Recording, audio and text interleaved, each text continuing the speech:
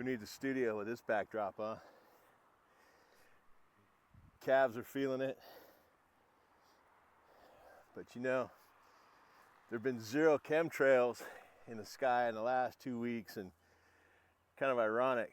We get these just ridiculously incredible days like this. So I actually did one of these little videos from up here.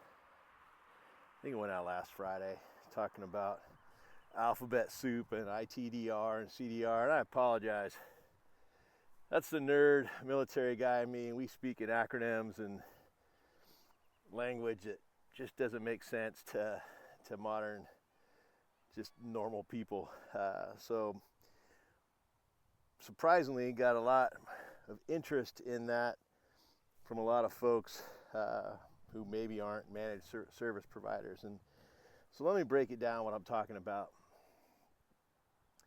Your cloud services, you know, your Microsoft email, your 365, your Google email, these services, they're constantly under attack globally. And most folks don't have the ability to even see, otherwise you'd be surprised and take it a lot more seriously, just how much attack activity is going on against these things. And so for us as a security provider to companies that protect businesses, our task is we got to figure out, when we see a user, say they log in the morning from San Francisco, and then they log in the afternoon, I don't know, Cabo, you know, something that's not unreasonable, but it's, you know, it's far enough that it's questionable. We have to determine, you know, and this is, of course, if ringing a bell while letting your IT provider know when you're traveling, this is why, right? Because when you're traveling and you let us know, then we know if you log in from Cabo, it's really you, and we're not going to lock you out because we see that login. So anyways, user logs in from San Francisco. A couple hours later, they log in from Cabo.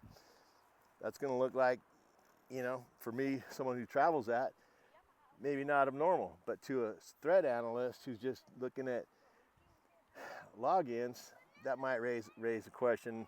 And then as a security provider, part of the service we provide is we'll actually lock that account, because in the event it was a hacker who just compromised your account, and we don't want to give them access to that, right? So anyways, what was I talking about last week when I said 5,000 events reduced down to 500?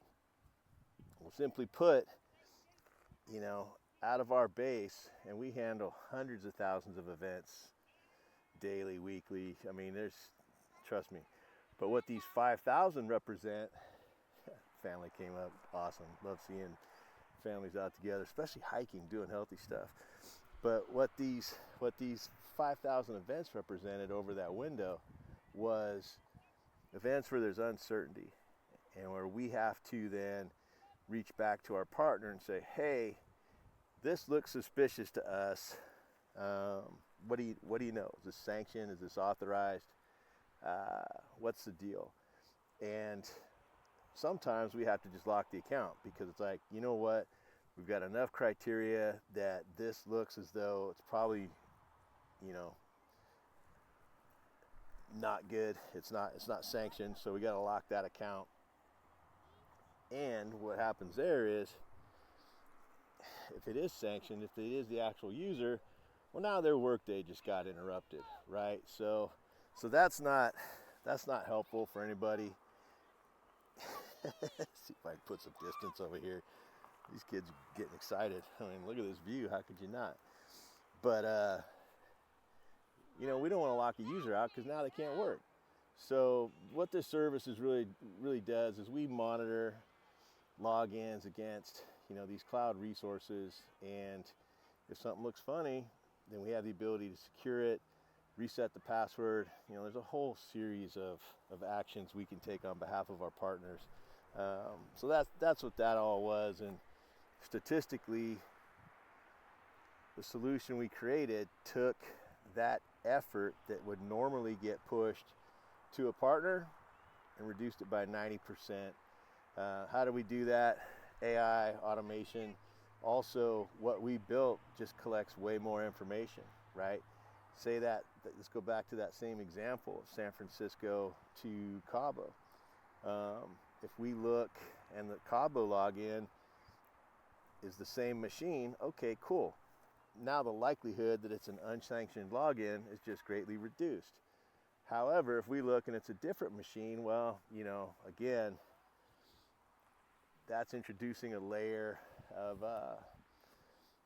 another variable that we're going to say, okay, this is a higher probability that this probably isn't that user. So anyways, this damn thing's getting close to 6 minutes. I hope that that provides some clarity.